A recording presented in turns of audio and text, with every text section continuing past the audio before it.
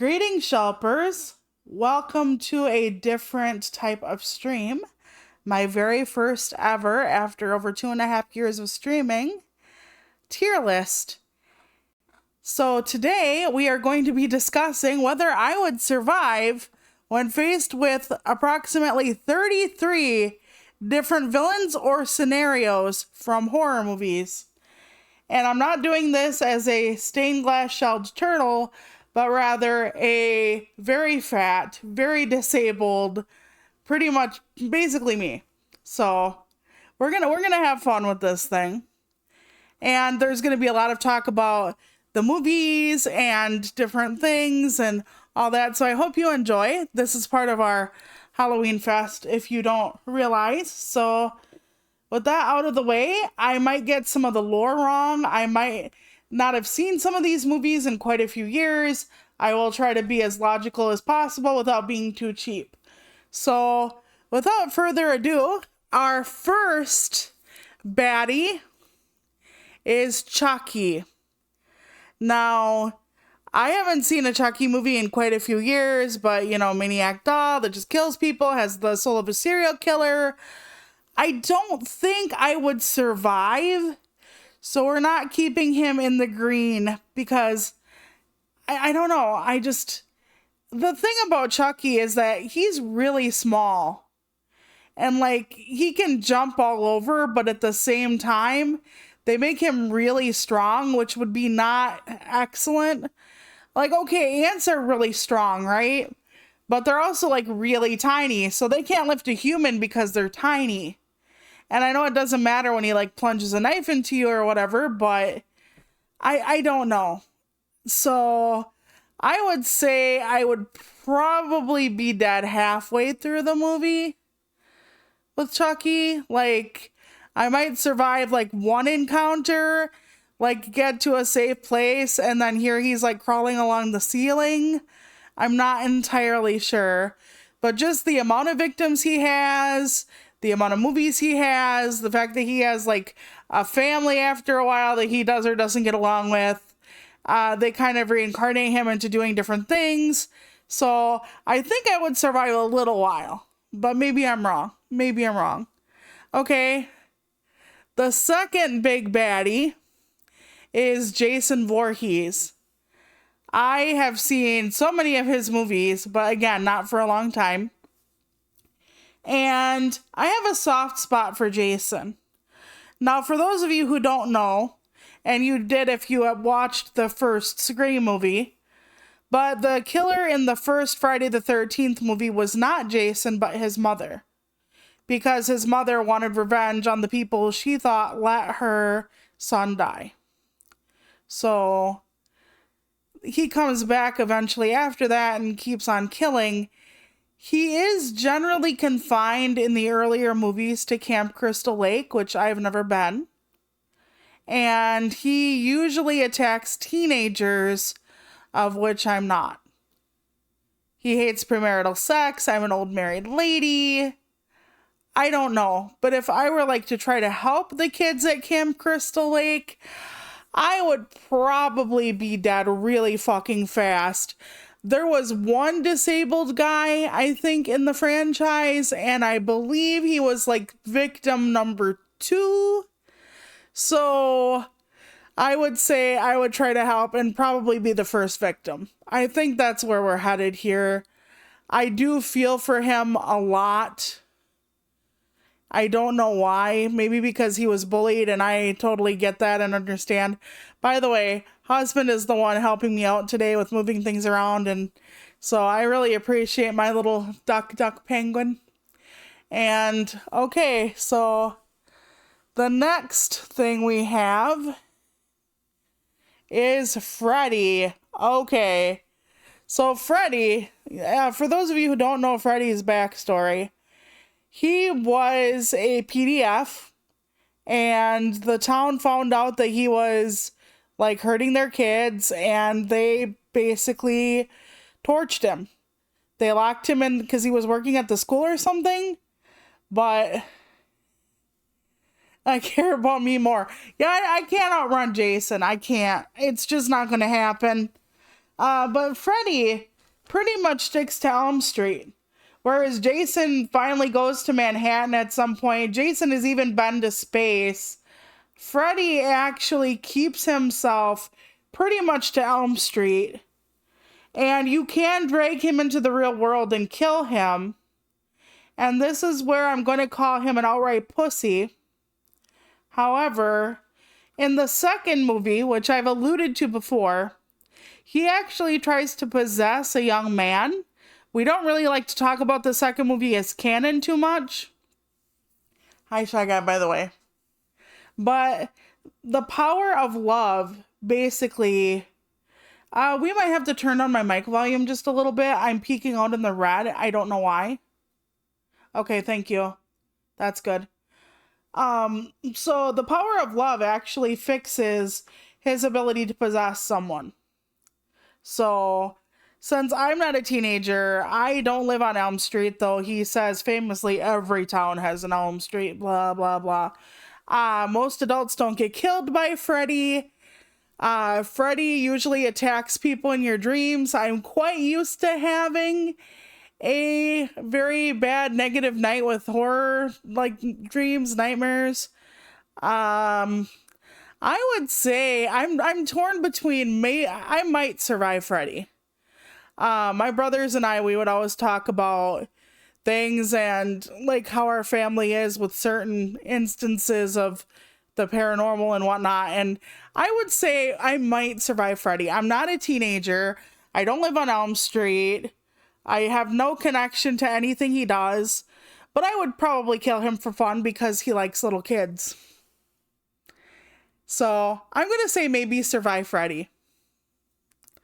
If he were really gunning for me, maybe not, but I'm really not on his targeted list. So there we go. Okay, here is an easy one. This is Predator from the Predator movies, which were a franchise in the 80s, but they also had like Alien versus Predator and whatnot. Predator is a species that comes to Earth looking for combatants. He wants to kill people and beings who can really give him a run for his money. That's why he attacks like Arnold's unit when he comes to Earth. Because Arnold is like this commando, and he has a unit full of highly trained like soldiers or army grunts, something in the military and in the jungle, and they have weapons and stuff like that.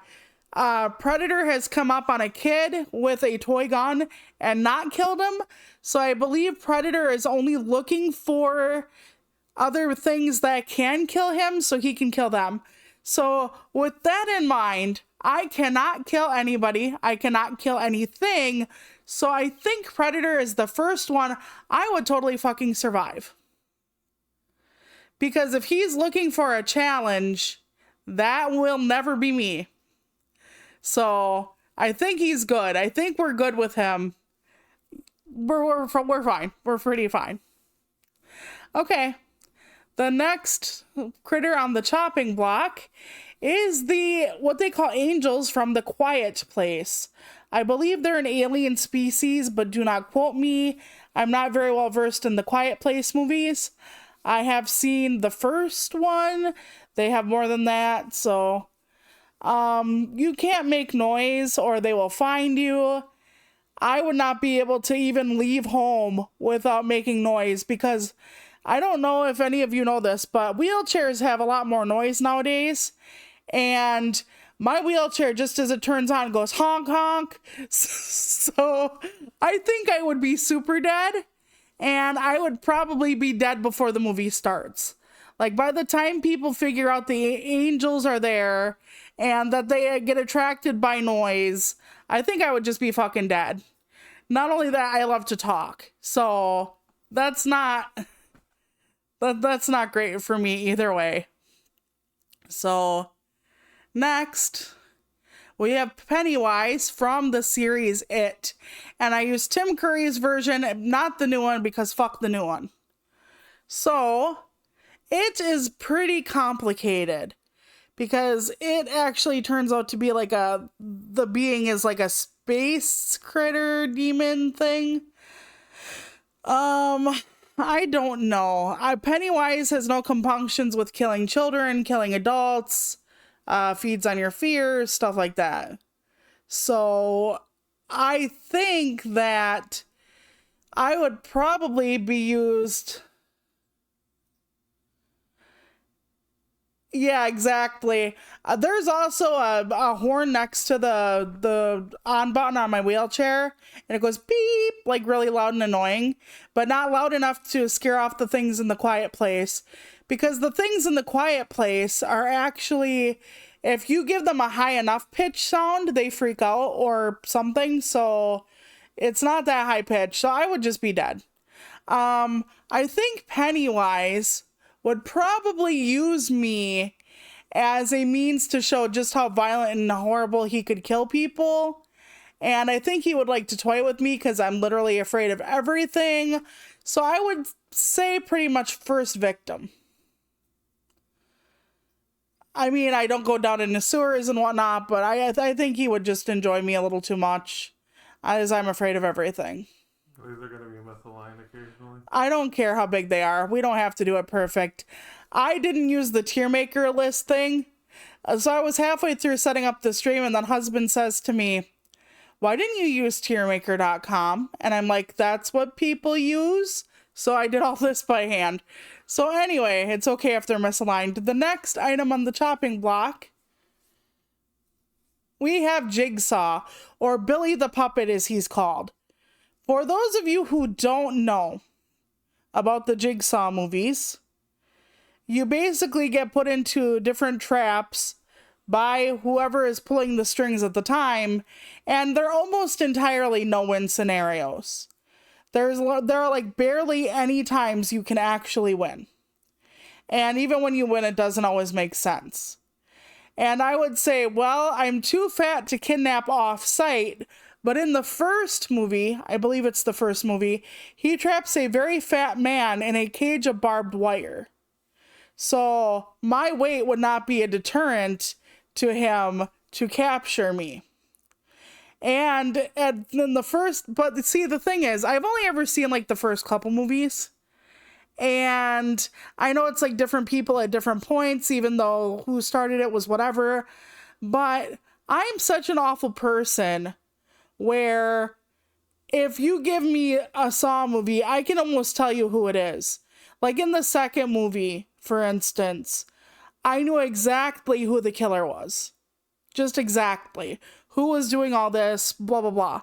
So I could possibly figure it out if I were given time. But that's assuming I'm not in a trap or anything like that. Because like I said, a lot of the traps aren't fair. There's a key in a vat of acid that will unlock you before you die. But the vat of acid you have to reach your bare hand into, and your bare hand is literally going to start dissolving. But if you don't get in there fast enough, the key will dissolve and then you'll die. So it's kind of like that no-win scenario.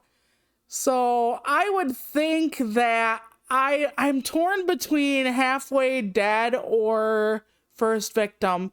So we're going to straddle the line, I think. I think I would be a tempting victim for Jigsaw, especially in the early movies when he's like, "Oh, we don't have to make it that tiny. Just, you're just putting me in dead halfway through." I thought that's where you wanted to go. I don't know if it's between that or first victim, so we're gonna straddle the line. I thought that's what this was. What do you mean straddle it? Wait. Halfway through, isn't that bad? No, like I was gonna say, but in the kind of in the gap, like move me toward the gap, or him toward the gap. Between, nope, the other gap, yep. All right, there we go. Okay. Because I think, in the first movie, he was really like, "Oh, you don't like your life well enough." And it's like, that means anybody who has had depression, Jigsaw would be like, "Yes, you don't appreciate life enough. Fuck you, you're gonna die." I don't know. That sounds like another franchise that I'm gonna bring up eventually, but it could be, because I only watched the first couple. Okay, next is Michael Myers. Now, he has some very convoluted lore, especially when you get into the fact that there was like Oh god, I forget what I think the third one was called, but it had to do with like shamanism or the mask factory or Celtic lore and like the mask being possessed. And then like when I saw one of the newer horror movies with my baby brother, he's not called Michael Myers anymore. He's called The Shape, and the shape of evil and what that twists you into. And there was somebody else who was helping use Michael to kill his enemies. And it was just a very convoluted type of plot. Michael started out with like wanting to kill like his blood relatives. That's why Jamie Lee Curtis's character was always running around and running and scared. And so, because he always wanted to kill like his sister Lori. But then, like I said, there's this whole lore with the mask and being evil and this Celtic curse or something. And then the shape of evil changing in the newer movies. So it's very difficult to kind of pin down where he's at. I will say Michael is one of the people on our list who can and does kill animals. I'm not saying none of these other ones don't, but I clearly remember Michael actually taking out a dog at some point. I could be misremembering. Yeah, Season of the Witch. That's the one where they were like, what the fuck is going on here? So, because of that, I don't think I'm going to live. He doesn't seem to spare anyone. But the town is also, he is so focused on his blood relatives and the town he's in. I'm not sure if he's too dangerous to anyone outside of the town. And I would technically never venture in town. But as I look at this as from a me perspective, like fat disabled me, I'm also having to look at, would I venture into the town or do I have to play like it's the movie? And if I were in the movie, what would happen? So I would say he'd kill me. I mean, let's be fair, let's be reasonable. He's like a supernatural critter ditter. He could off me. I think he's where Jason is, if we remember where Jason is. So we're going to give him Jason's slot. There we go. Not looking too good for your girl there, but yeah. All right, next one up for bid is, Leatherface. Okay, Texas Chainsaw, family of cannibals, blah, blah, blah. Very, like, almost torture, gore porn type stuff, kind of like Saw in that way. Based off of fellow Wisconsinite Ed Gein, by the way. So Ed Gein was a person who ate people, had lampshades, couch covers, etc. made from human skin, fed his neighbors human meat, stuff like that. So he was actually the inspiration for Leatherface. Now, anybody chasing me with a chainsaw is probably going to kill me. I move very slowly, wheelchair or not. And I would probably say before the movie actually begins. Because he is just that nasty. I'm probably going to be like one of those hunks of mystery meat people find somewhere. Or maybe some candles made out of my body fat. Something like that. So I don't think I'm surviving him. He also has family members, by the way, that are not good. So yeah, no. All right, next one. Ghostface. Now, I'm going to be honest with you. I've only ever seen the first movie or two, probably. So I know that like Ghostface changes who it is and everything like that. But also mostly teenagers and stuff. A lot of horror movies are basically teenagers. So I've aged out of that demographic, but some of them kill older people for funzo. Would a serial killer actually kill me? Yes. If they were looking for a challenge, no. I'm not a challenge, but the Ghostface does it because the person's getting revenge or whatever. So I can't tell. So we're probably going to put me halfway in between because the person, so halfway through the movie, like Chucky. Because they're both basically serial killers and yeah. All right. Annabelle, the doll. Okay, I've only ever seen the first Annabelle. I know the Annabelle lore. I know Annabelle is supposed to actually be a real doll. So for those of you who don't know, the Annabelle movies are based on a real doll. Yeah, I'm getting revenge on you because you pissed me off. Yeah, like you can outrun, like, okay, for Leatherface, he has a chainsaw. So if you're really fast or really good at hiding, you could probably outrun until his chainsaw runs out of gas. Not saying he can't pick up a different weapon and just take care of you that way. But, okay, Annabelle is supernatural. So you can't really like shoot her exactly. I don't know how she survives beyond the first movie. Like she does make people like do bad things. She is scary. Okay, in the first movie, the husband actually gives the wife the doll and like bad things start happening and eventually he tries to get rid of the doll. The original doll, Annabelle, the original doll, is actually a Raggedy Ann doll. They say is cursed. So she looks nothing like her video or movie counterpart. She's actually just a Raggedy Ann doll and she exists in a museum. So I think she would kill me, but not right away. Now, then again, would she kill me? Yeah, I'm probably like the type that would come in and try to help like midway through the movie when the family is panicked and I would get myself killed that way. So probably I'd be in the dead halfway through again, I think. I'm not entirely sure.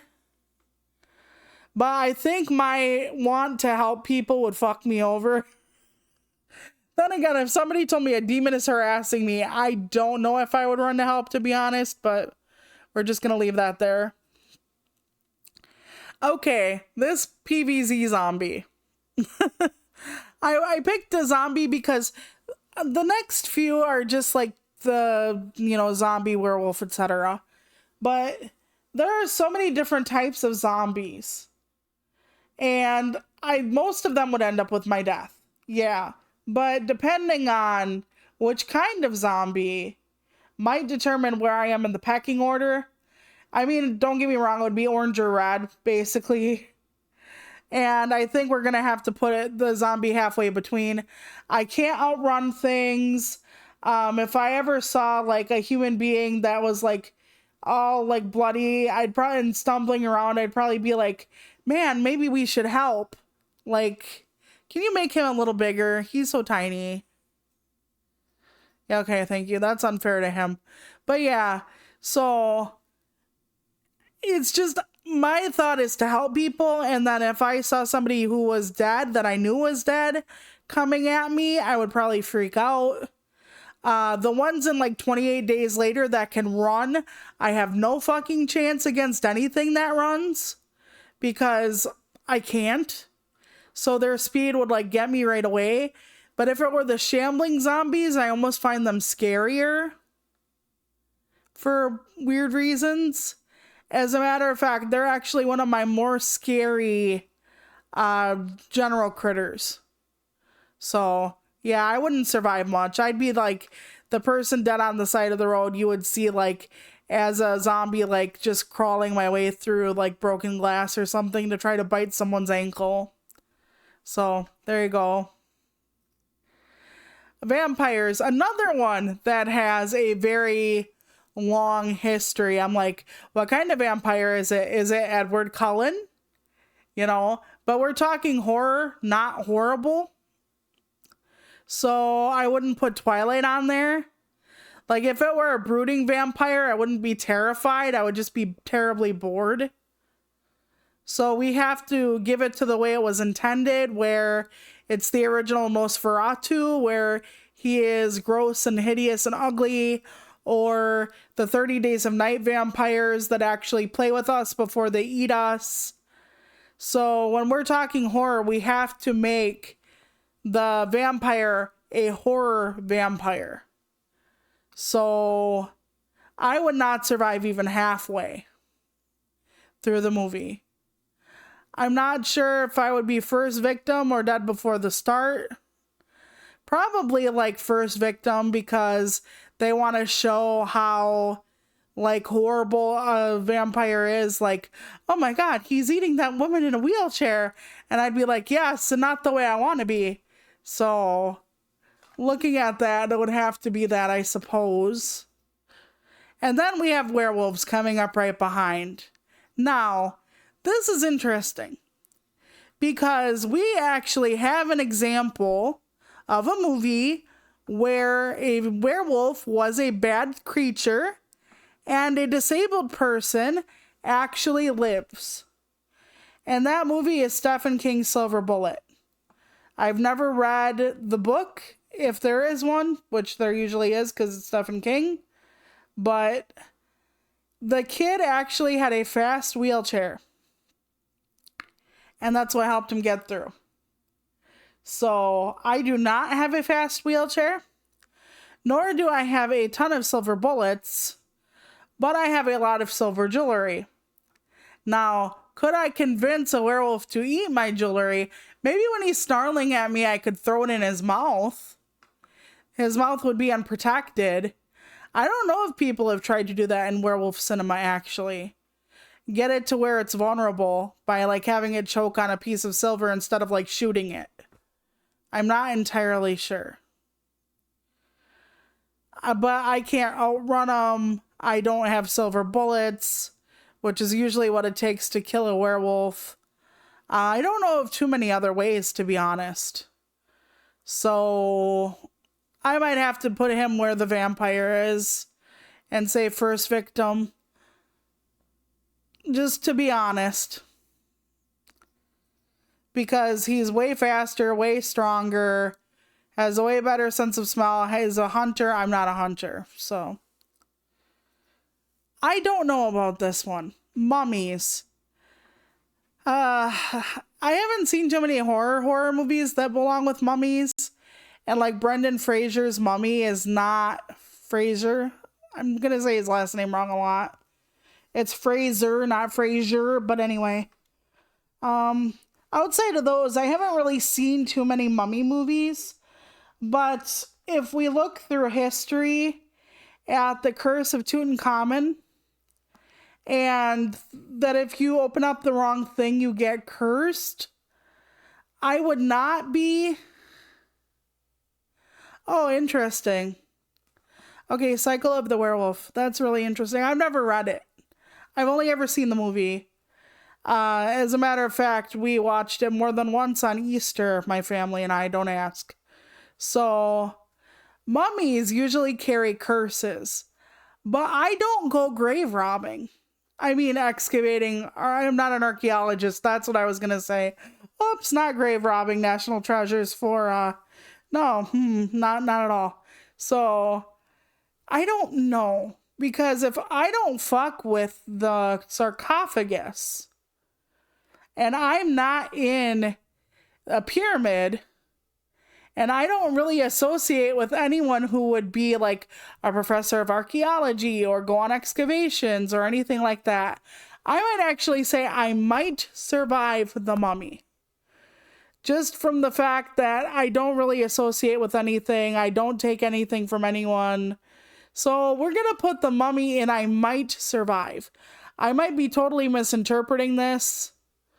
Like, I'd be the person, like, running a stall is, like, the person's, like, looking behind them for the mummy. That's because I wouldn't actually be doing any of that.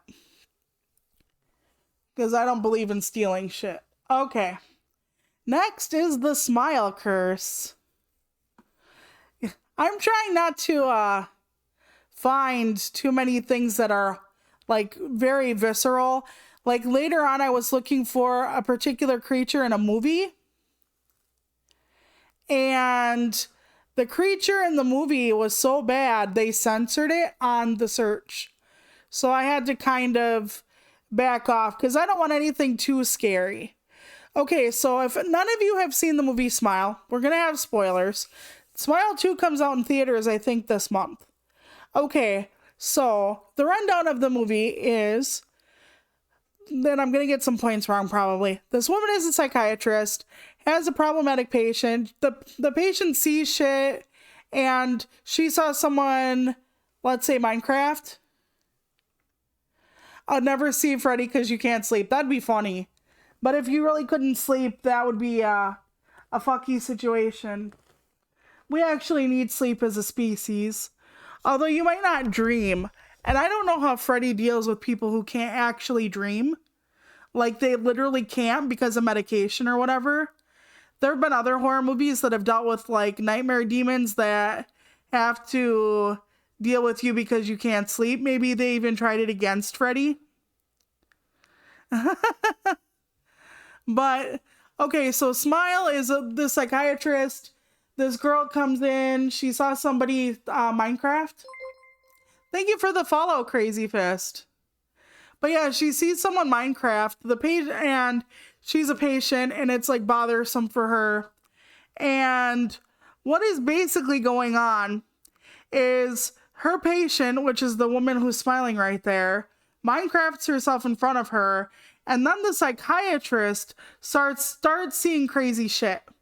And what it is it's a curse. So you will be haunted and or possessed to off yourself. Yeah, she has a nice smile. Actually, the first movie didn't have all that many special effects as far as like the smile and stuff. They just made people look a little, crazed.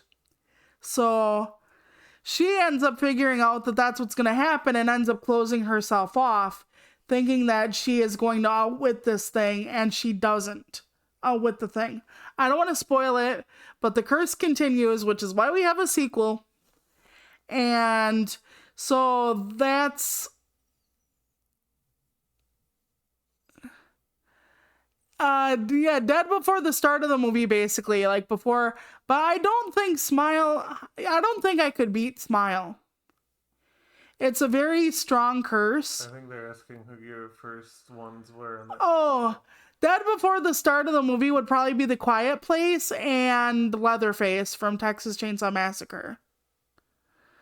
Because I cannot make noise with my wheelchair and stuff, and then Texas Chainsaw Massacre guy I'm just like running through.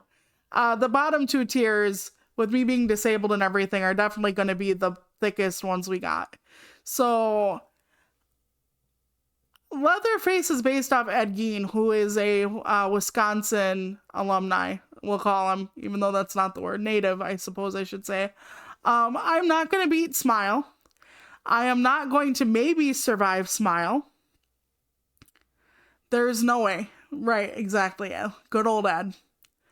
May he burn. Anyway, I'm trying to think here. I don't think I'd be dead halfway through. Because usually the Smile curse picks one person and follows them. So I'm in between. I'm going to have to go in between the orange and the red. I'm not sure if I'd be the first victim on screen or if I would just be another like nameless newspaper article clipping, because you literally see the Smile everywhere and then it makes you Minecraft in front of people so that it can continue. And no matter what you try, you usually don't end up alone, because somebody just finds you and then the curse continues. So, all right, The Bye-Bye Man.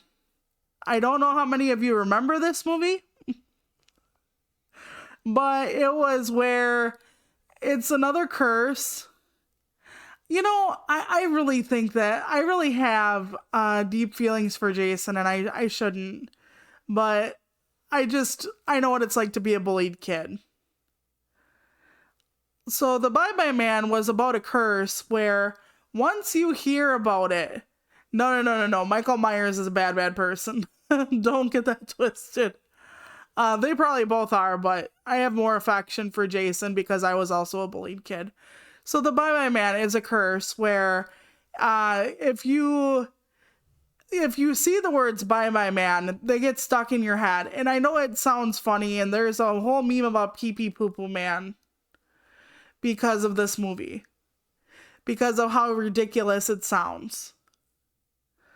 I honestly think that about Jason, not about Michael.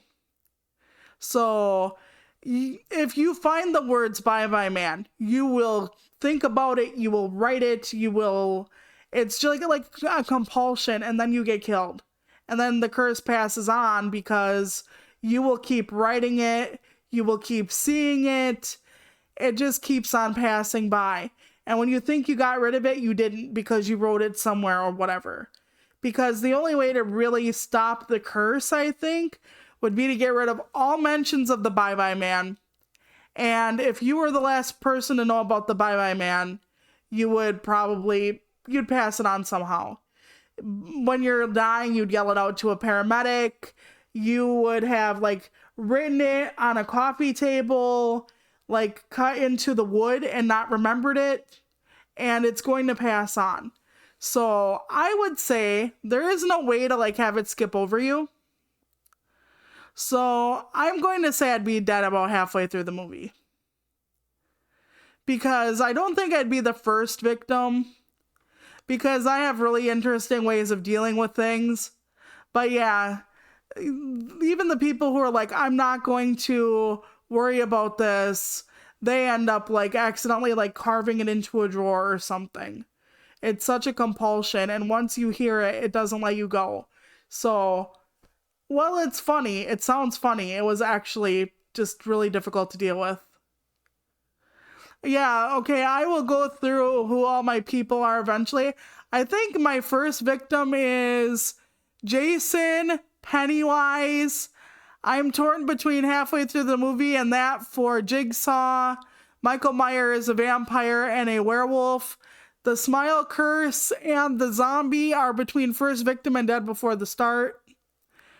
So, yeah, that's where our Bye Bye Man lives. Okay, next one is the Midnight Man. I put them close together. Okay, for those of you who haven't seen the movie The Midnight Man, and I've talked about this before, it involves a game. And the Midnight Man, if you do everything right, sets the game in motion. You cannot leave the house. And you have to survive from midnight until dawn. And you live. And that's part of the thing I have. One of the bitches I have about this movie. Okay, so the Scream dude. Yeah, it's a hard one. It's definitely a hard one because I know I'm not surviving even the most basic of serial killer. I'm an old lady. There's no way that's happening. So, okay. I don't know about Chucky. I thought Annabelle, I might get the hand up on Annabelle, but she's got some like wicked, like extra stuff going on with her. But okay, so the Midnight Man. If you survive, if you live till dawn, you live. That's literally the prize you get for playing the game of the Midnight Man. So, in the movie, it starts out with these teenagers from long ago playing this game. And they're trying to escape the house, and they can't.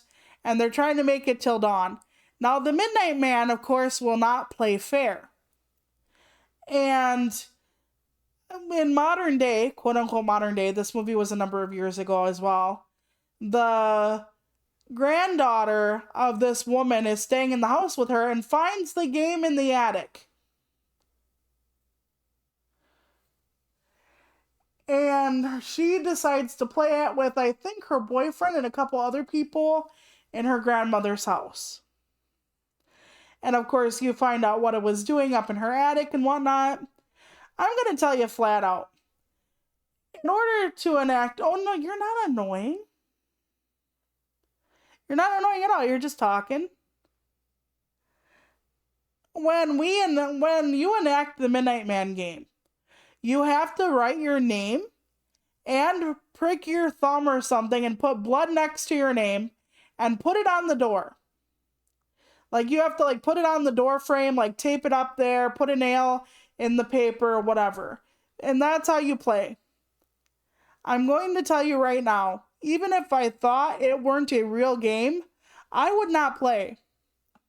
because my family, I don't want to say like paranormally paranoid, but I will never use my actual blood in the form of a game. I've been around enough people who use magic or think they can use magic in real life to say that blood has a significance that I am not willing to put into a game. So even if I thought it were just a game, I wouldn't do it. Plus, it's not like there's a fantastic prize. Okay, you outlast the Midnight Man, you live to see tomorrow, and then he lets you live. That would happen if I drowned a shot of tequila and went to bed. Like, what am I winning here? And if people lost, I guess I can say, yay, I won. But like, there is nothing. I mean, I know they think it's a game, and they only had like half the rules at the beginning. But yet, someone in the movie, in the middle of the movie, comes in and is like, I've heard of this game. And she was outside the game. And if somebody plays the game in your vicinity, but your name is not on the door with your blood, you do not get caught by the Midnight Man. You do not. So I'm just like, why would I play? I can live till tomorrow. Why would I do that? And even if it's just a game, does anybody have fucking Monopoly anymore? Was there not an Xbox? Was there not Call of Duty? I mean, why would I dig in a chest with like weird candles, ancient rules, and oh yeah, here's some blood. Yeah, it sounds good to me. Like, why would I do that to myself? So Midnight Man is something I would definitely survive because I would not fucking play. Even if it were just a game. Once you ask me for my actual real blood and tell me your whole thing is tomorrow, you get to live till tomorrow. Well, whoop de fucking do.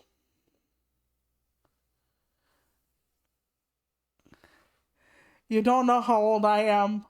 I hope old enough, but what I'm saying is like, it doesn't grant you immortality. I'm 39. So I'll be 40 in February. All right, let's go. Next on the chopping block, the Xenomorph from Alien. Yeah, I'm almost 40, dude. It's cool. The Xenomorph from Alien. Now, I would say I would not survive this. I would not go into space at all, ever. Like, if the planet were exploding, I don't think I could go into space even. So I'm not sure I would ever see Alien. And I'm not sure how many Alien movies actually have people come to Earth. Or the alien come to Earth. So while there are a variety of Xenomorph characters and critter ditters, I'm not sure how many of them come to Earth. So technically, I would be fine. But if you have to put me on a spaceship, I would probably die before I see the thing. Because I would just be like, I'm in space, and I would freak out and die. Just from that. So I don't know. Do I say I have to be in space? Because if I do, I'm dead. If it's something I would never do as a person, I'm fine. That would be funny. Send Elon Musk up in SpaceX to find the Xenomorph.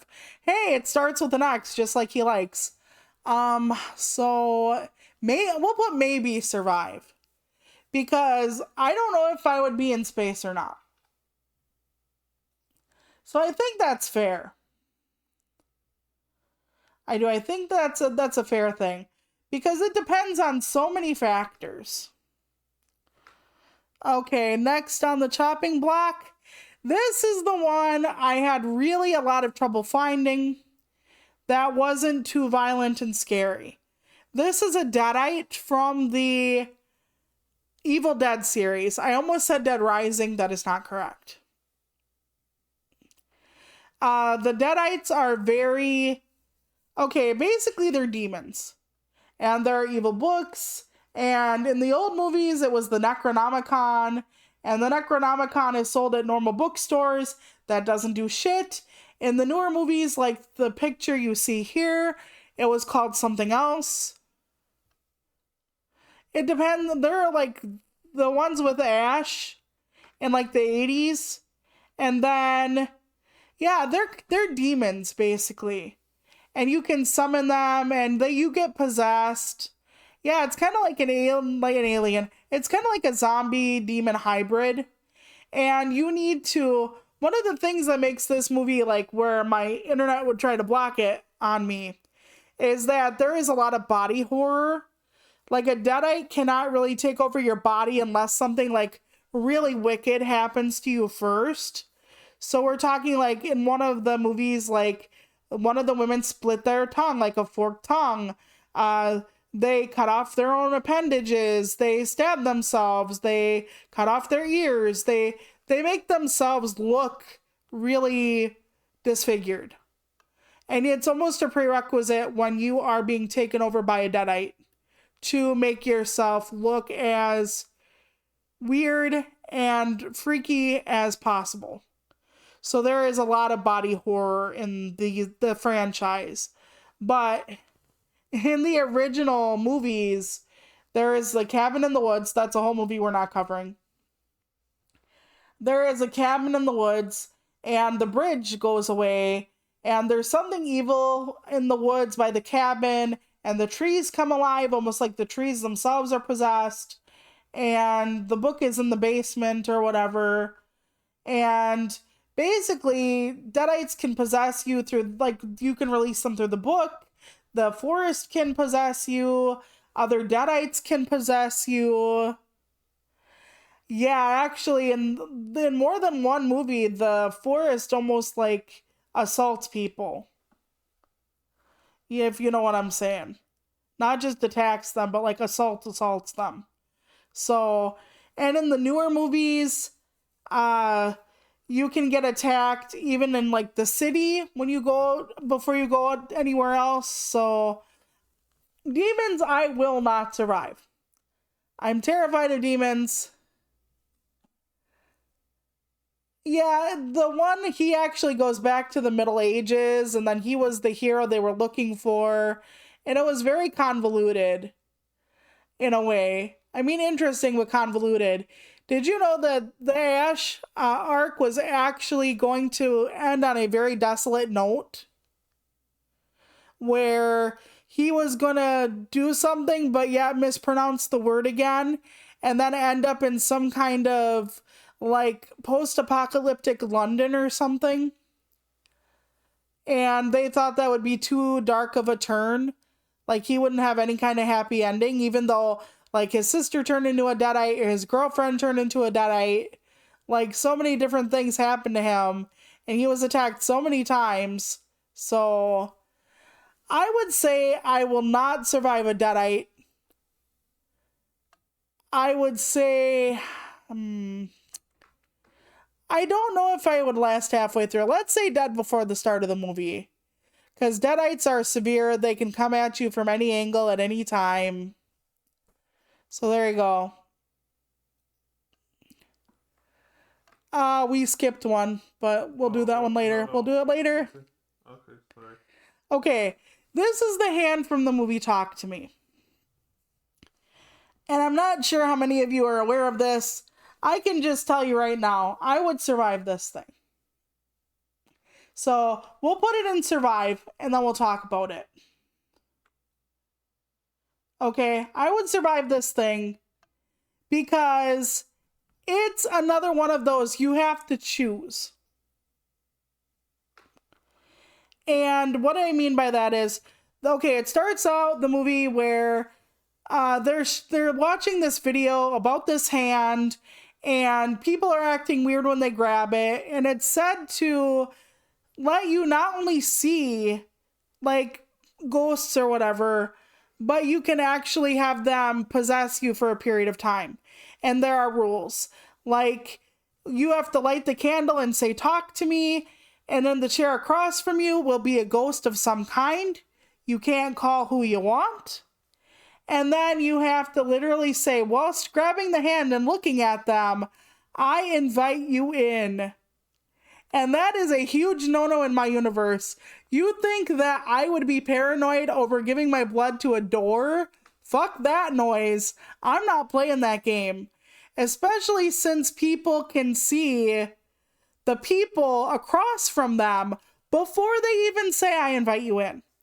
So imagine this, even if you're a non-believer, you're looking across from you. Like, imagine right now you're in your living room, bedroom, whatever. Your office chair is right across from you. Your gamer chair with your Doritos.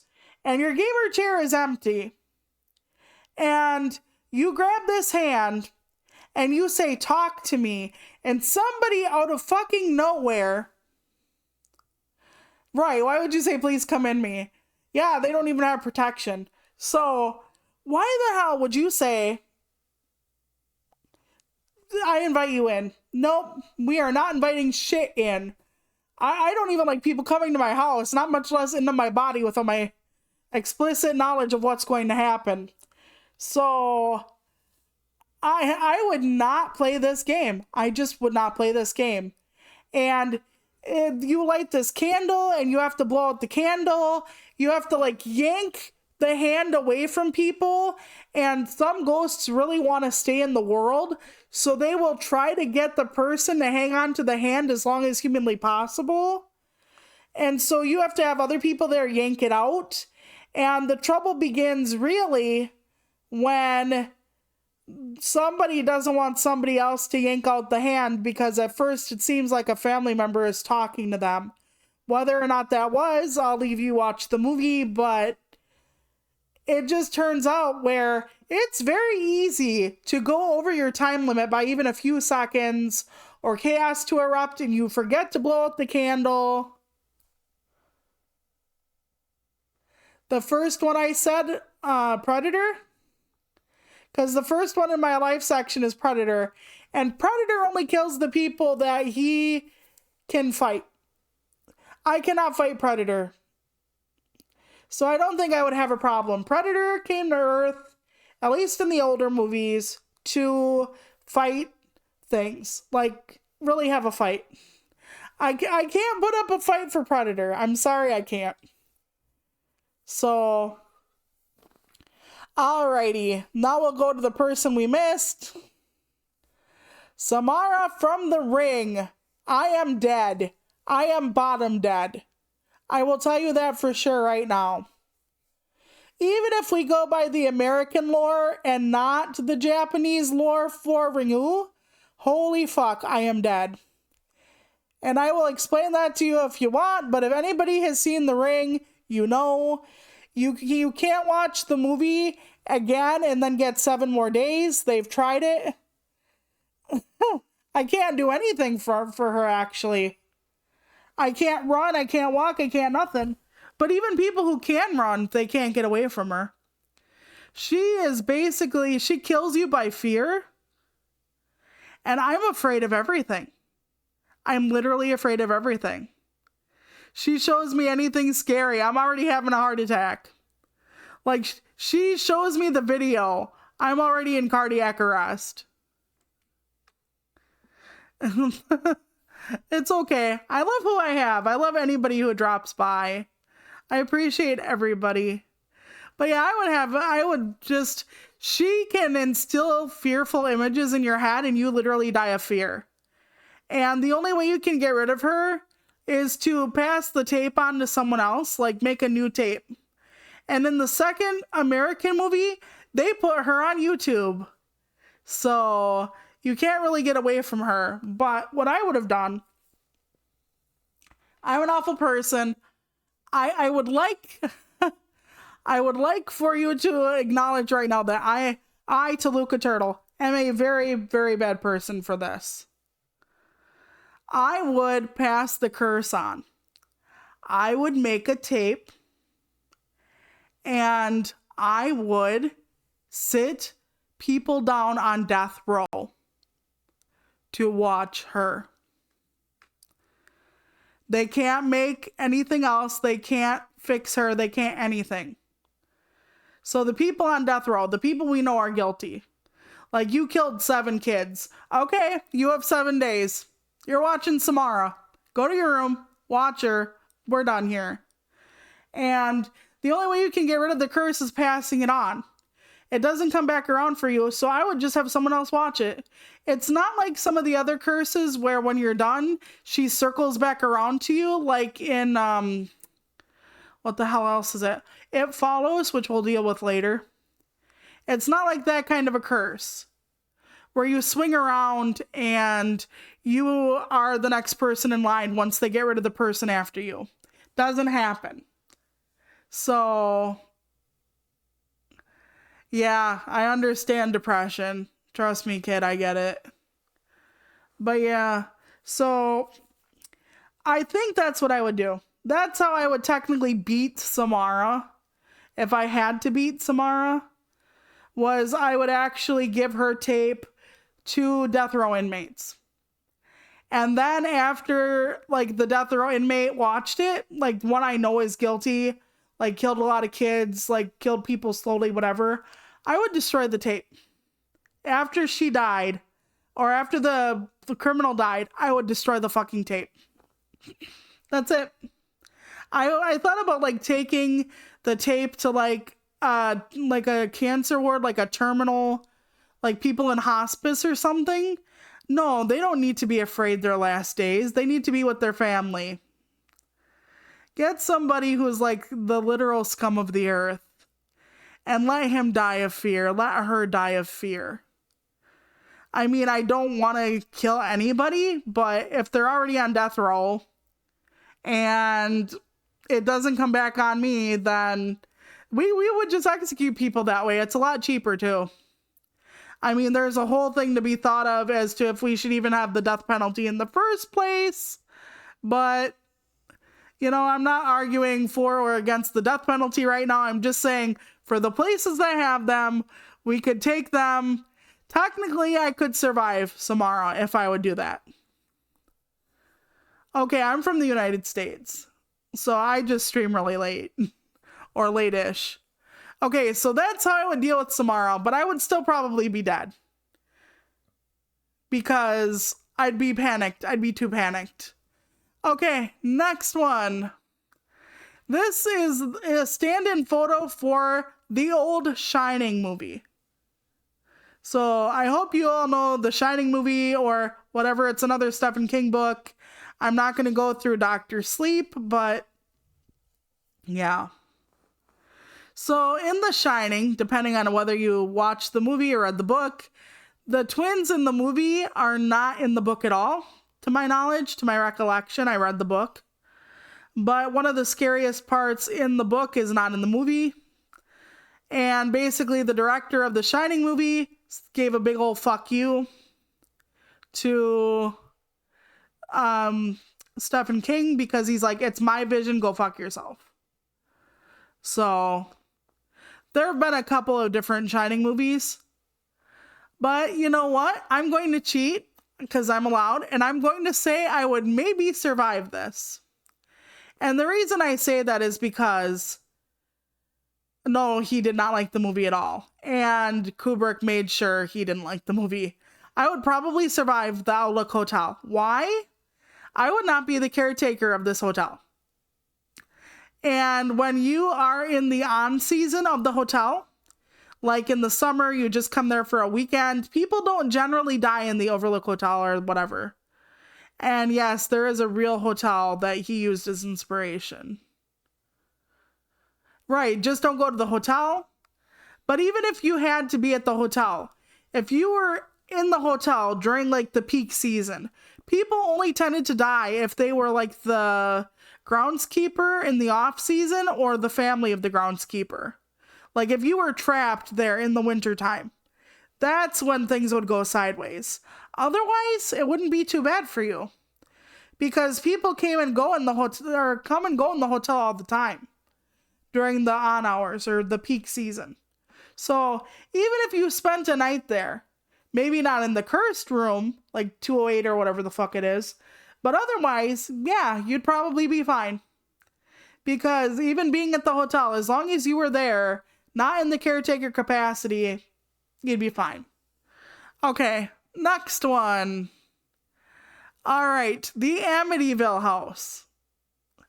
Now I'm going to tell you, the Amityville house used to scare the fuck out of me. Like, oh, we have to get rid of something eventually. We have a bot. But yeah, the Amityville and the Conjuring and all that used to scare the ever-loving buckets of absolute fuck out of me. I hated it, but I loved it at the same time. If I had to be in the house, I don't think that I would survive. If we're talking about like the demons and stuff. But if I didn't have to go anywhere near the house, I could probably survive. This is another one of those just don't go there and you might live type situations. But also, like, what are the odds I would find any of these creatures or people in my normal life? You know? So, I could say, I don't know. If I had to, again, we'll do might survive. Because if I had to go in the house, I don't think I would. But do I have to go in there? I mean, not saying Amityville can't, like, seep out or whatever. And yeah, it is based off of a real house and a real haunting. How much of that haunting is legitimate and how much of it was just kind of sensationalized is up for debate, let's say. I don't like the Warrens, so that's a long story. I think at least one of them was a shyster, a huckster. So, but I do believe in paranormal, like the actual paranormal. I'm just not saying I necessarily believe in them. Okay, next one. Okay, for those of you who don't know and think this looks like a vampire, I do not blame you. This was from a creature from a movie called The Descent.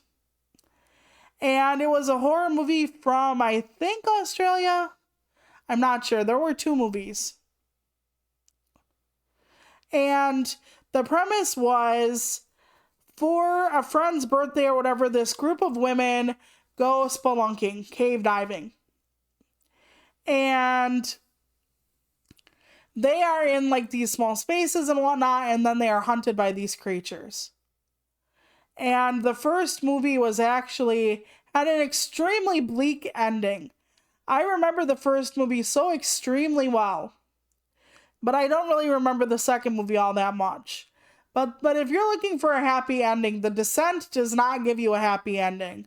If you're looking for like the final girl trope or something like that, you're not gonna find it here. Let me just tell you that. So even the crew, the actresses were not allowed to see the creatures until it was time to film their reactions. Because they wanted some visceral, real reaction from the actresses. True. But yeah, I don't think, again, I would not be in a cave. I would not go spelunking. Wheelchairs don't do well in that kind of situation. So if I didn't have to be in the cave, I would survive. If I did have to be in the cave, I'd be dead. Just by sheer panic alone. Plus, it's very claustrophobic down there. And sometimes these tiny women would have to squeeze through stuff. There's no way I'd be able to do that. So, I don't know. I want it between maybe survive and dead halfway through. Because if I didn't have to go into the cave, I would survive no problem. If I did have to go into the cave, I would be pretty much dead. So, let's do might survive and dead halfway through between the 2 lines. You don't have to make him tiny so that he'll fit. It's fine.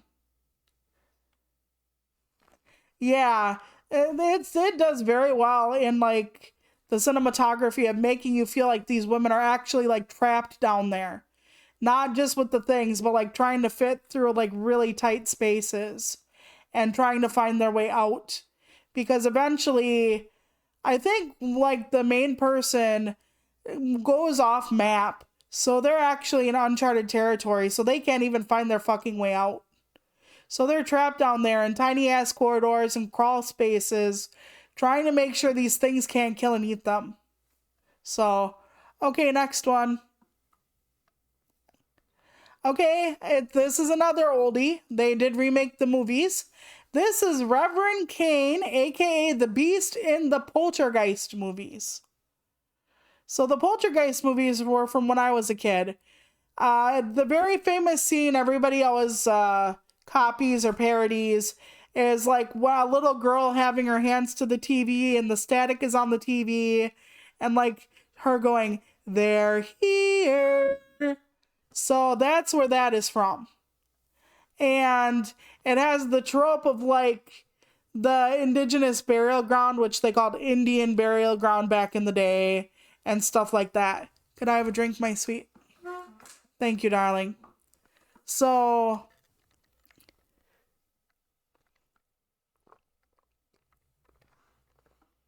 yeah, there have been a fair amount of suspicious death around the franchise. But that could be. I knocked over my microphone. That could be a coincidence, though. Maybe, maybe not. You know, some movies have some really bad things happen and they're like, oh, it's cast, it's cast. But looking at this, there were movies I should have put on here but didn't, like the Blair Witch. I didn't put the Blair Witch on here. But okay, so Reverend Kane was actually like one of the many spirits in the house. And Reverend Kane is called the Beast, and he wants Carol Ann, and he was a cult leader when he was alive. And there's just a lot of lore for him. But in the first couple movies, anyway, there wasn't a whole lot of death. Like, there just really wasn't. Like, something about the third movie was like mirrors and stuff featured really heavily. But I remember like the first two movies kind of. And like the family really doesn't die. Like them, like, yeah, they're in danger. Yeah, like the tree comes to life and like terrorizes them like a thwomp in Harry Potter. But like most of the things, he doesn't kill them. They don't die. So he's like very ineffectual at his job, him and the other ghosts. So I would say I'd maybe survive this. Like, if I didn't keel over from a heart attack, he's not very good with killing things, at least in the first couple movies. Like, the family pretty much lives, and then the house goes into like a vortex or a portal at the end of the first one.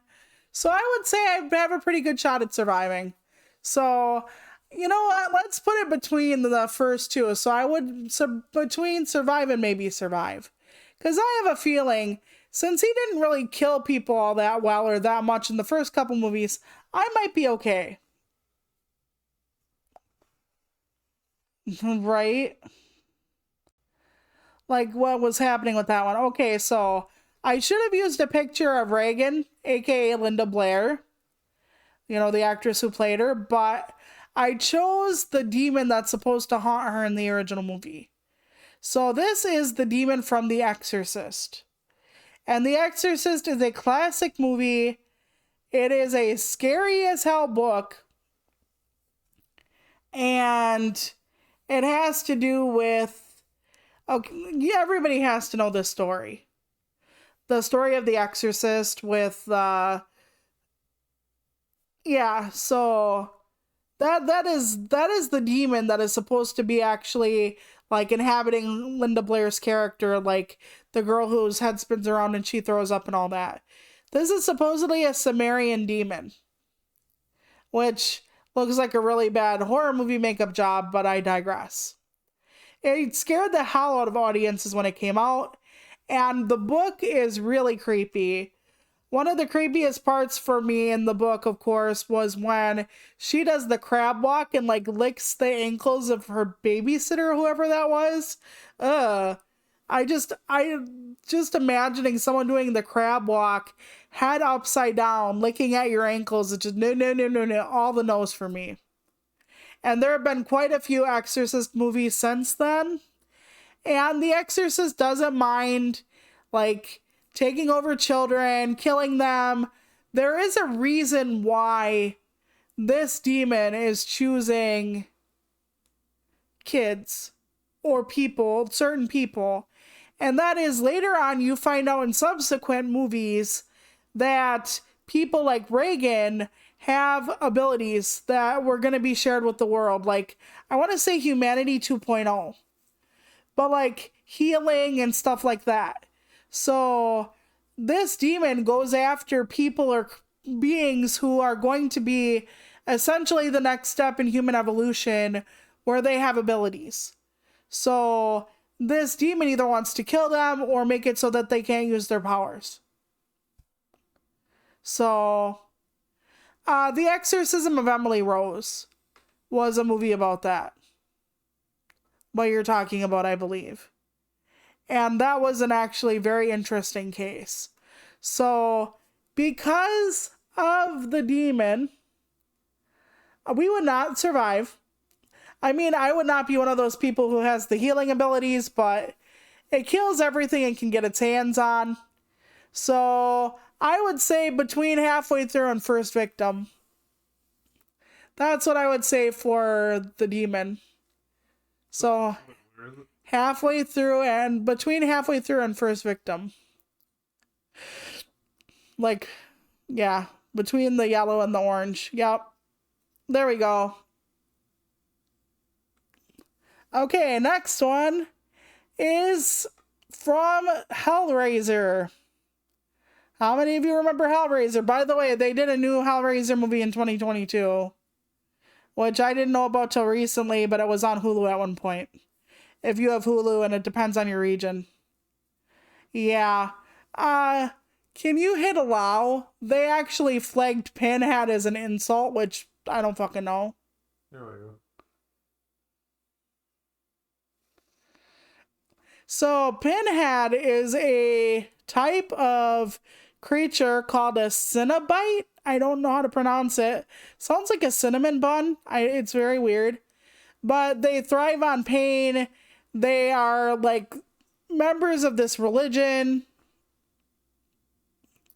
And there's this puzzle box. And yeah, so basically the puzzle box is how you... It depends on the lore. In the older movies, it was like the box compelled you to open it and solve it. So you open this up and you release the Cenobites, or you... In the newer movie, it doesn't compel you to open it up, but they need different sacrifices.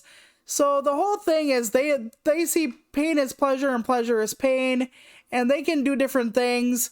And Pinhead is only one type of Cenobite. Like, there are different ones who have different powers, and they belong to this like extreme religious cult type thing. And in the new movie, they were talking about like sacrifices to open up the doorway to their god. So if you got... the puzzle box changes formation, and each time it changes formation, like, okay, I'm gonna give you a quick rundown. They have so many movies, so many books. But the newer movie was basically, okay, this girl lives with her brother, and she is a former addict, and her boyfriend convinces her to steal this puzzle box for him, with him. And she gets the puzzle box, and she comes home, and her brother's convinced that she's using pills again, and kicks her out. So she's not having a good night. She decides to take the pills she has and get high. And she's on a merry-go-round in the park, and she's messing with the puzzle box they found, and it almost cuts her. Something shoots out of the side, and it almost stabs her hand. But one of the Cenobites comes and tells her, that was meant for you. So, in the new one, they need sacrifices. And after the sacrifices, they can open up and have their god. So they try to make a deal with her about killing people. Now, yes and no, sort of. Like, her brother finds her in the park.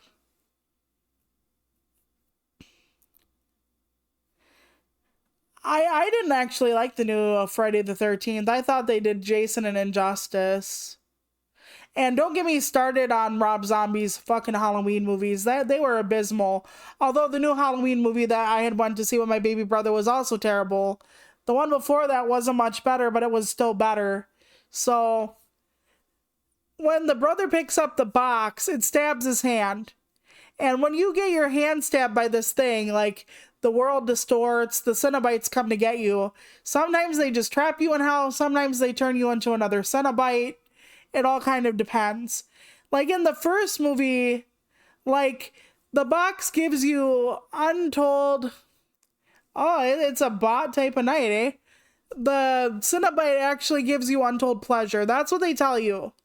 Like, if you do this, it will give you untold pleasure. And then it's like, they can make it look like your loved ones come back for you.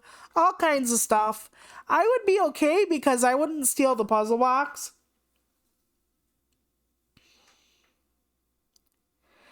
Some Stephen King I love, and some are just like, no. Like, I gotta tell you, I got 100 pages through The Girl Who Loves Tom Gordon, and I just couldn't finish it. Don't ask me why. So, as far as the Cenobites go, if they compelled me to open the box, I don't think I'd be safe.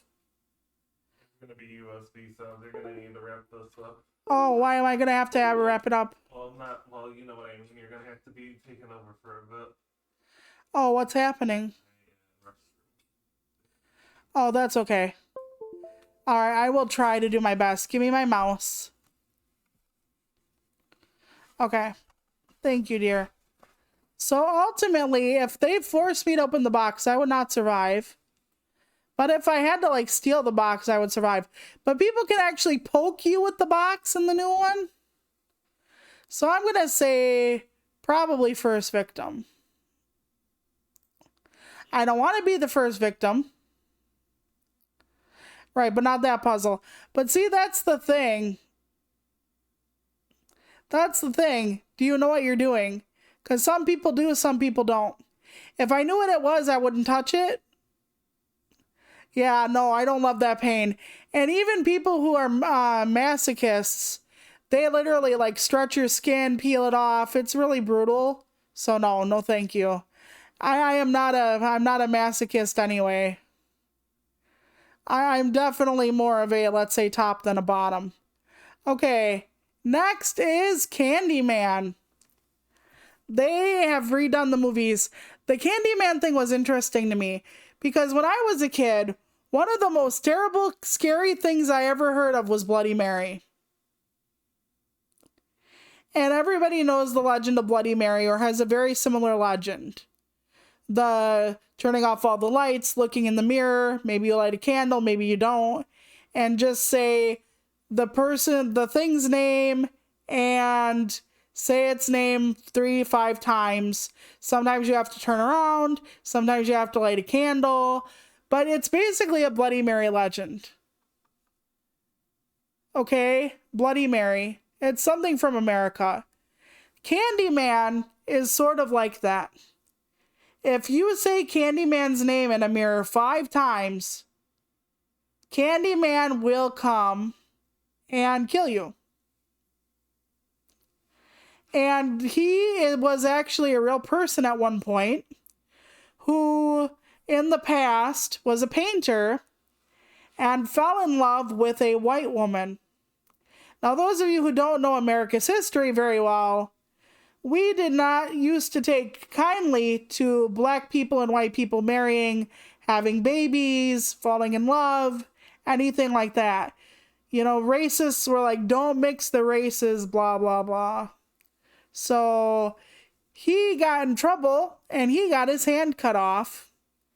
And they drenched him full of honey and let bees at him. So he got stung to death. Yeah, right. Black people were slaves and shit. Right. Exactly. So that's his lore story, basically. Was that he was a black man who fell in love with a white woman and stuff happened.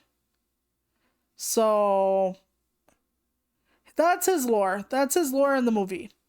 And he was... So when you say his name, he comes over.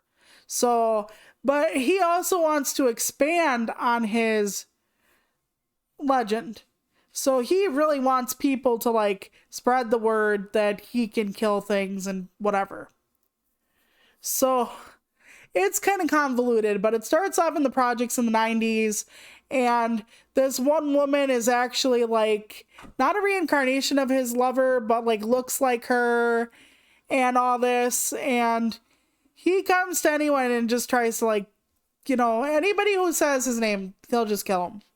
But in like the newer movie, it's like there's kind of a Candyman collective with like different people and like a lot of black men who were like wrongfully killed become part of like the Candyman collective where they get revenge on like people who hurt them or get revenge just like or go on killing due to anger. So there were like 2 old Candyman movies from I think the 90s. And then there was it's America. And then there was one in like the 2020, but I could be wrong. And that's where you get the Black Man Mistreatment Collective thing. So it's actually a very interesting backstory. And again, I think I would survive. Oops, where am I putting him? Hold on. My square is really just freaking out. Somebody else's square you're on. Oh, who am I moving? I don't. Jeeper Creeper apparently. Okay, hold on. We'll deal with him in a minute. Okay, can you help me fix him now? I'm gonna survive him because I would never call him. Then again, somebody could call him around you. Yeah, the Jeepers Creepers guy. We'll deal with him later. But yeah, I think maybe I should put him in maybe survive. Because there's a chance somebody can call him. And he could still choose to kill you instead. There's a chance. It's not a big one. But it's a chance. So I would say that I might survive him because I would not call him on. Because when I hear like, oh, there's an urban legend, if you do this thing, something will happen to you. Even if there's a 0.0001% chance, I'm not doing that shit. Yep. It's time for Damien from The Omen. I'm going to die. The only thing I can tell you is when. And I think that would either be the start of the movie or first victim, and I don't know. But he's basically the devil, and the devil in the worst form. So he's like, let's say, a demon plus. So like the Exorcist plus. Plus he has people who are like his henchmen, like occultists, like Satanists. So I would not survive this. Right? He ends up having to live with his aunt and uncle after like the first movie. They actually rebooted the series and did like the first Omen where it was like in a convent or some shit. So I would say probably first victim.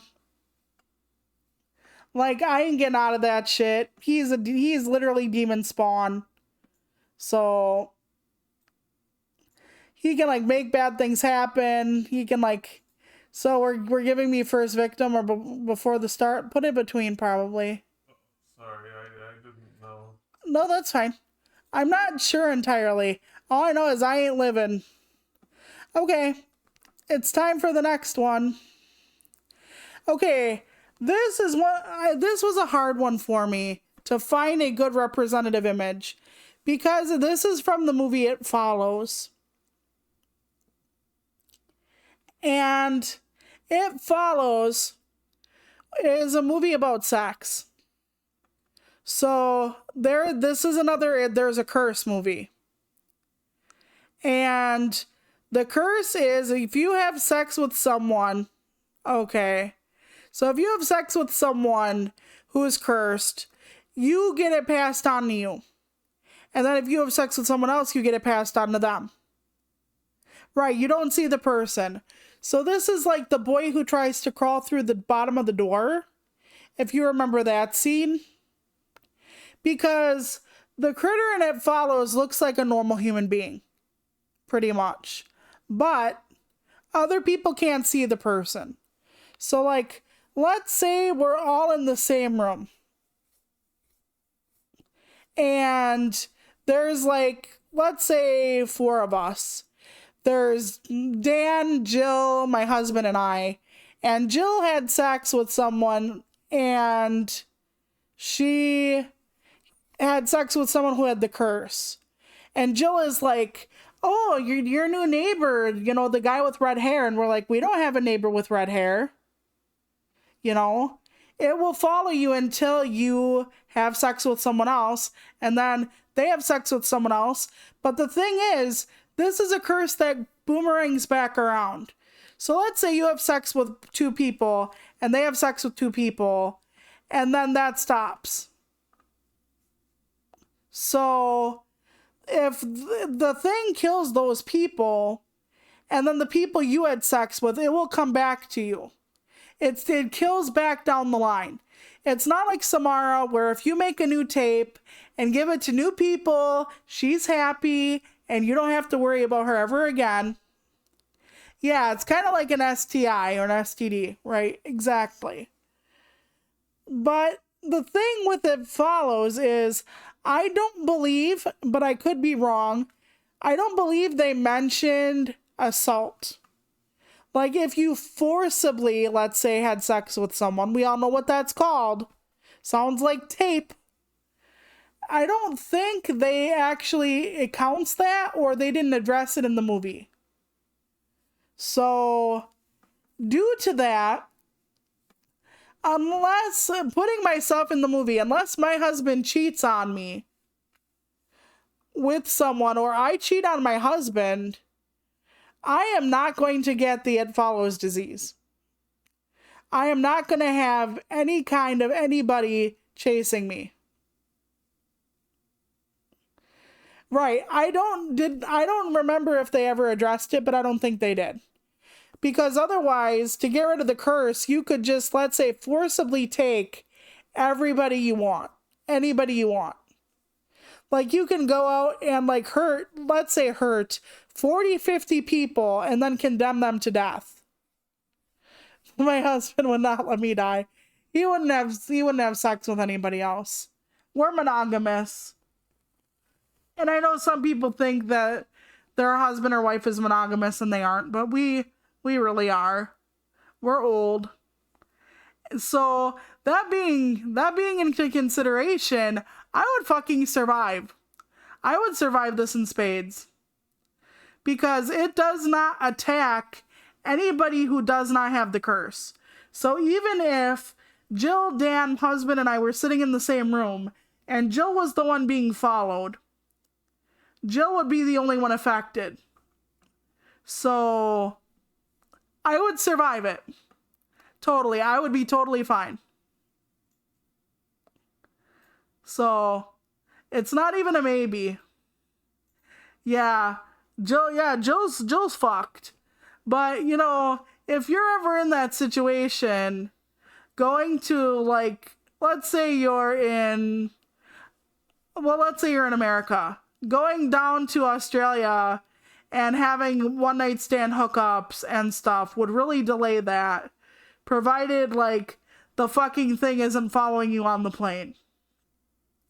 And the thing about It Follows is the guy who passes it on to the girl in the beginning of the movie, he's just like, oh, well, it follows you slowly and stuff. I believe this thing gets off on fear.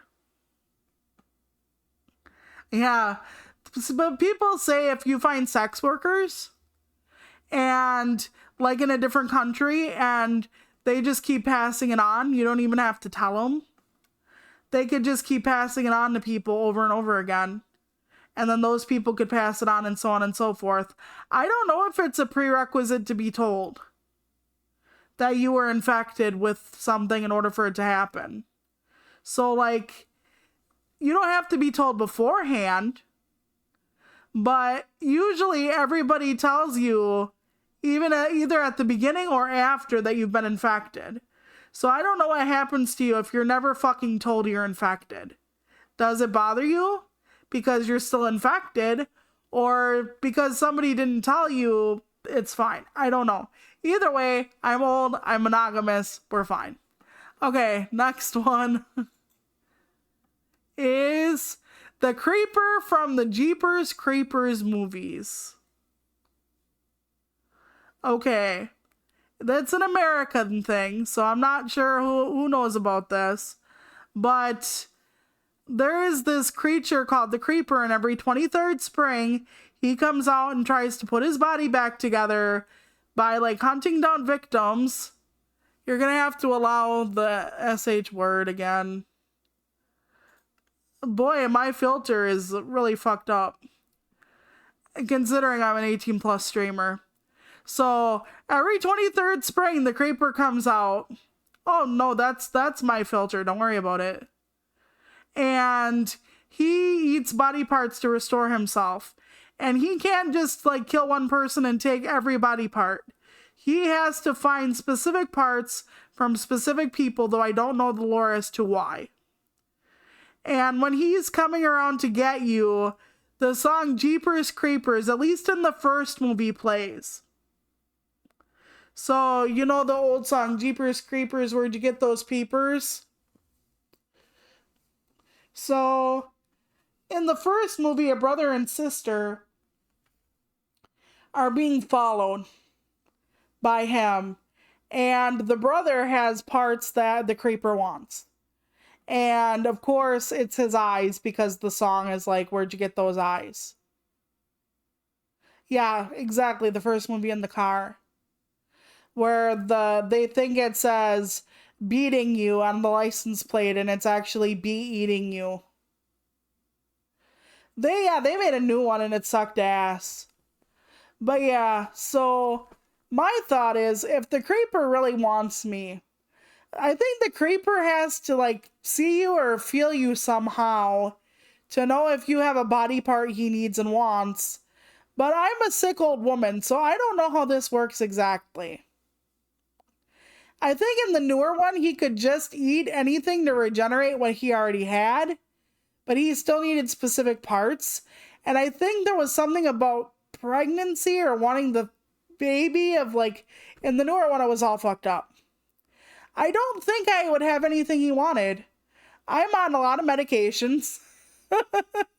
I don't know if I could even, I can't even be a blood donor. I have that many medications and stuff.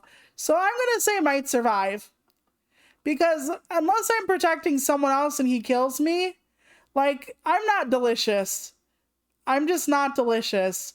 To anyone who needs any kind of body part or anything like that, it's like, he'd be like, oh, I need your leg. And then he'd be like, not your legs. Okay, I need your eye. Nope, your eyes suck too. Like, I'm actually getting hard of hearing in my old age. So, like, unless he wants a nice pair of knockers, I think he's pretty fucked with me. Because there's not anything good in this whole body, so. But I could probably die, like, keeping my husband around, because he's got lots of nice, juicy portions.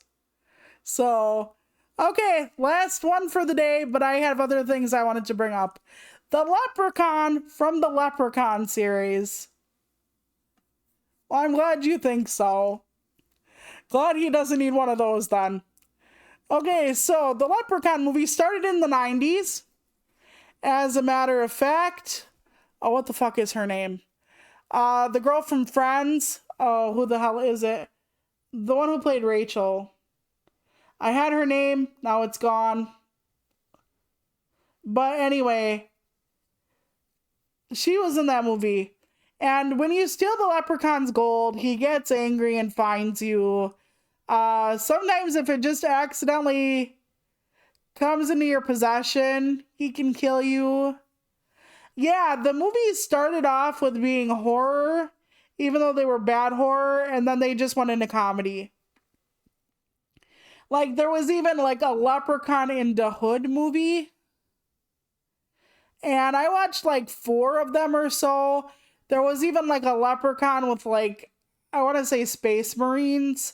It was really terrible. Generally, if you steal the leprechaun's gold, he becomes a big old bitch. In the second movie, I think he was looking for a bride, and it was somebody who like had promised his like offspring to him a long time ago, and then they had to save her. But most of the time, the leprechaun is looking for his gold, and he's a big old prick. Although you can get killed just by being around when he is resurrecting. So, like, say they trap him somewhere, and you're like around when when he comes out. He can kill you, but I think I would maybe survive the leprechaun. I mean, he's pretty wicked, honestly, but at the same time, he is also mercurial, so he can also let you live for like no reason, especially in like the newer movies. As long as you're not greedy and didn't steal from him, there's an okay chance you might be all right.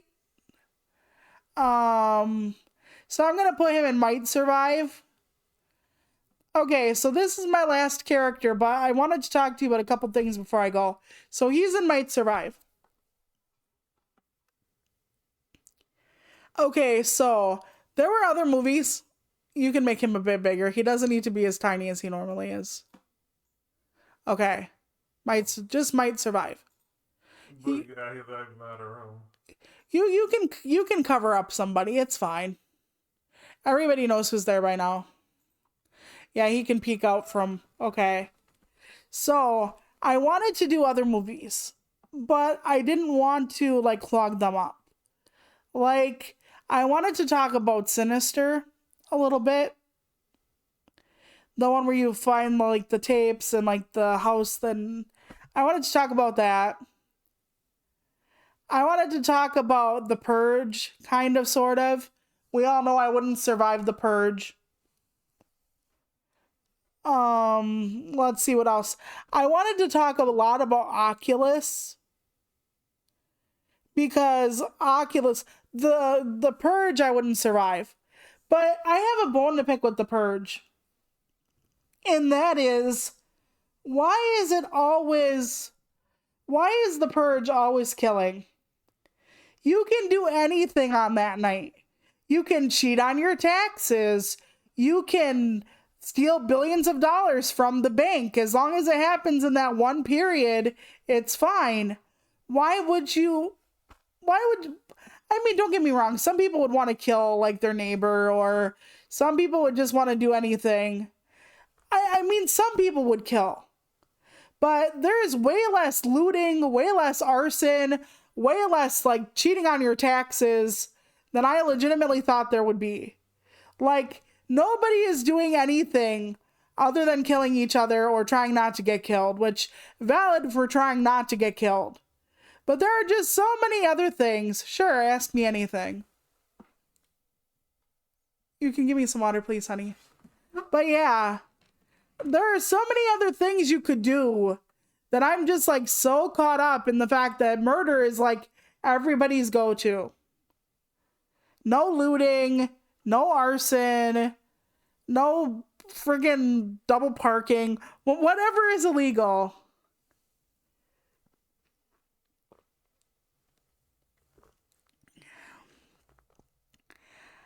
Yup, trust me, I get plenty political. He said something the other day. No. No, I'm sorry. I'm very left-leaning here. No, I talk politics and shit. I'm very left-leaning. I'm not a Trump fan. And that's okay, because Trump is not a fan of disabled people. So, it's a mutual dislike, I think. But yeah, The Purge, I never understood The Purge, to be honest. But I wanted to talk about like Oculus. So Oculus was a movie directed by a famous horror movie director, which I don't remember the name. So Oculus was about this mirror and this family where the dad killed the mom. And the son ends up in a mental institution, and the sister waits for him to get out. Now, when the sister waits for him to get out, she wants to go back to the house with the mirror that they kept in storage and go there to prove that the mirror is evil and that dad is innocent, that it was all the mirror's fault. Like, the mirror, like, forces you to do things, it shows you hallucinations, it does all of that, right? It does all of that. But these people are so fucking stupid. So fucking stupid. Like, they can change your perception of who you are, where you are. I think I've seen Mother once. Yeah, that was an interesting one. What did you think of it? But yeah, it changes who, like, your entire perception of everything in Oculus.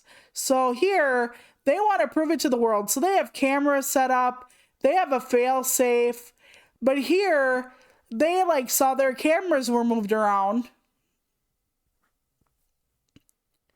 And they went back and looked, thinking that the mirror was doing it. And here they see themselves doing something they don't remember.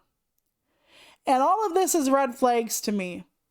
Because if the mirror can make you do things you don't think you do, make you see things you haven't, do things you wouldn't, don't be there. Don't be there. Somebody said, all you would have to do is like, put it somewhere and never like open it again or whatever. Somebody said if you put another mirror in front of the Oculus mirror, it would haunt itself.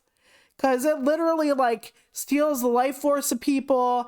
At one point, the sister is eating what she thinks is an apple in the house, and it's a fucking light bulb. And she cuts her mouth really badly. It can make you think anything is happening. And if they knew that at the beginning, and they fucking did, my thought is, why would... No, the mirror actually like saps your life force. It makes you think that stuff is happening. The mirror really is doing all of this. It was a really creepy movie. Doesn't have a happy ending. So if you're looking for one, don't watch this one. I was intrigued by it a lot. So in the beginning, they have the mirror covered up and brought back into their old house. Again, this is what I would have done. I would have taken that mirror covered up and I would have laid it down, like aimed at it like on a platform, but aimed it at the sky in case it opened up. I would have actually taken more coverings and wrapped that shit up tight. Like incredibly tight. And when it was all covered in like multiple layers of plastic and shit, I would have broken it with a hammer when it was covered up. People say if you break the mirror, then there are thousands of little mirrors and pieces that can cause havoc. But what I'm thinking is if you wrap it up tight, really a lot, like you take duct tape and you take plastic wrap and you wrap this motherfucker like it has 18 rolls of toilet paper all over it. And then you smash it. And then you bury it. Or you have a diver drop it off in like the Marianas Trench or something. Nobody's finding that fucker. Nobody's gonna unwrap that fucker in the fucking Marianas Trench. So, yeah, I'm thinking it through it logically. I mean, I know the reason why they did what they did in the movie is because they wanted to prove the mirror was bad to people so that their family would be absolved of everything that happened. But I was just like, no, if you saw how easily that mirror could fuck somebody over, why would you even chance it again? Why? I don't understand that. So that's what I would have done. You don't play the game. Just, if you know something like that's going to happen, don't even touch it. That's just my thought. I also wanted to talk about 13 Ghosts in the lineup as well. Like the newer one, which was still like early 2000s. But The thing about the 13 ghosts is each ghost has a horrible backstory and would kill you for different reasons. And one of the best parts of the 13 Ghosts movie with Tony Shalhoub and I think Skeet Ulrich, not Skeet. Who's the other one? The one who played in the Five Nights at Freddy's movie. But anyway, it's a good, interesting movie, but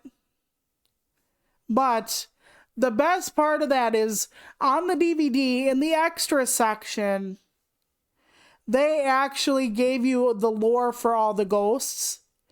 And that's one of the reasons why I find Fatal Frame as a video game series to be so interesting, is because of that. Because they give you like the lore of the ghosts. Like the reason this, like in the Fatal Frame, there's like a woman that crawls out of a laundry hamper and her bones are all twisted. And it's because her husband like abused her, killed her, and shoved her in there. So like it was interesting to know the actual lore of the ghosts. But like I felt like the movie was actually pretty thin. The original movie, it had like twists and turns that were good. Whereas this one was more of an adventure ride. I feel like if there would have been a prequel series with the psychic, I think that would have been so much better. Like him trying to track these people down and stuff like that. I think that would have been a much more interesting premise than what they went with, personally. But if I would have done the 13 ghosts, I would have had to have accounted for literally every ghost in the spectrum. Like the Great Child and the Dire Mother, the withered, woman, all of that. I'd have to account for all the ghosts, and I just was like, no way. Last House on the Left was good. At least decent. I'm more of a horror movie person as far as paranormal or supernatural than slasher. But some slashers are still good. So it kind of all depends. I'm not really into like gore porn or torture porn. Like Saw kind of goes into that. Or like The Human Centipede, I'm not high on that kind of thing. There were a couple more movies, series that fall into that. And I forget the one that's like really famous for that right now, but yeah. And I wasn't going to do Art the Clown because I haven't really seen his movies yet.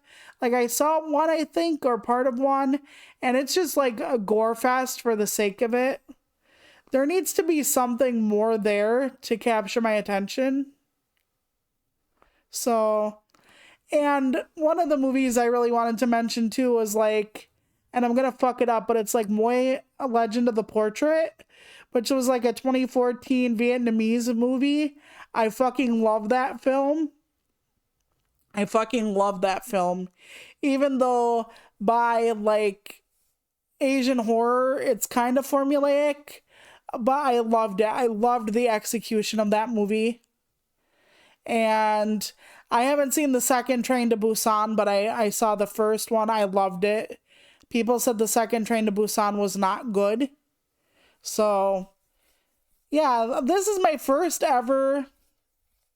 Yeah, a lot of Asian countries, they have a more interesting take than like American or European horror movies. Yeah, Ju-on is another one. Like Samara, I couldn't win. Like, The Grudge is actually, you cannot win this. I don't feel. Like, the minute you're in it, it's done. Like the minute you're in that scenario, you're like, nope, not surviving this one. So, I don't think I've seen Battle Royale, actually. I was going to at one point and didn't. I have Barbarian on my Hulu watch list. I hear Barbarian is good, but I haven't seen it yet. I have The Nun 2 on my watch list, but I haven't seen the first Nun, but it's like a Conjuring spinoff, so yeah. Horror movies help my anxiety. Yeah, Ju-on was actually, it's really effective and really creepy. And Samara in Ring-U actually gets way more in depth with what she is and who she is and what she can do than the first like American movies.